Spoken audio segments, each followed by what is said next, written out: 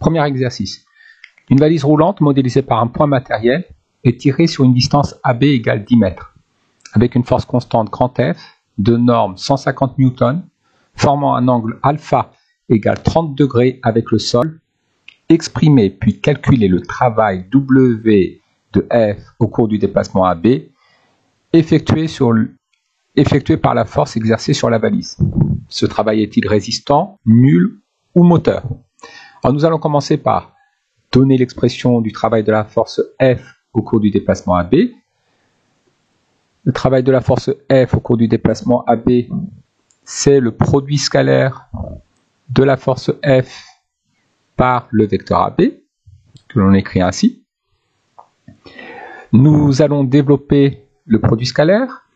C'est la norme du vecteur AB fois la norme du vecteur F fois le cosinus de l'angle qu'il y a entre les deux vecteurs, donc cosinus de alpha.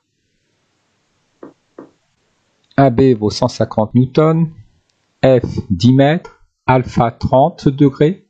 Pensez à bien mettre votre calculatrice en mode degré. Nous trouvons un travail de 1,3 fois 10 puissance 3 joules. Ce travail étant positif, il est moteur. La force est motrice.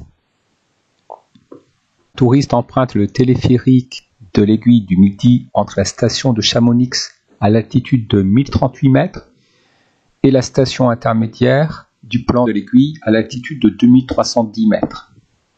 La longueur totale parcourue par la cabine du téléphérique est de 2555 mètres. La masse de la cabine avec ses passagers est 6,5 fois 10 puissance 3 kg.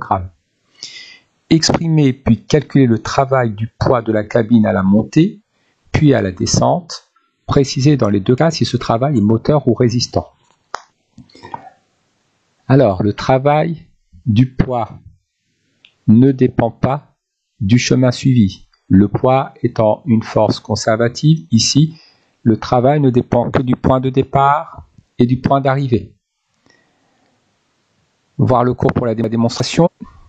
Le travail du poids est égal à M fois G fois, entre parenthèses, l'altitude du point de départ moins l'altitude du point d'arrivée.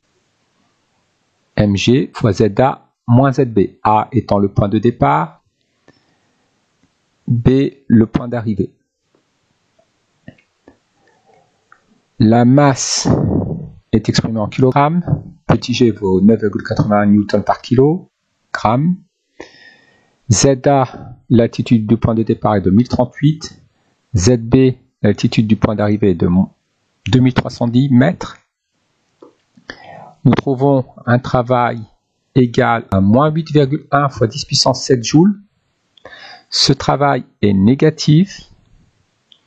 Le poids lors de cette ascension est résistant, fournit un travail négatif, donc le poids est une force résistante. À la descente, nous allons utiliser la même notation, la même formule.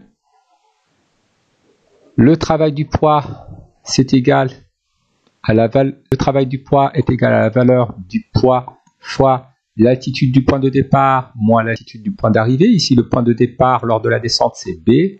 Le point d'arrivée, A.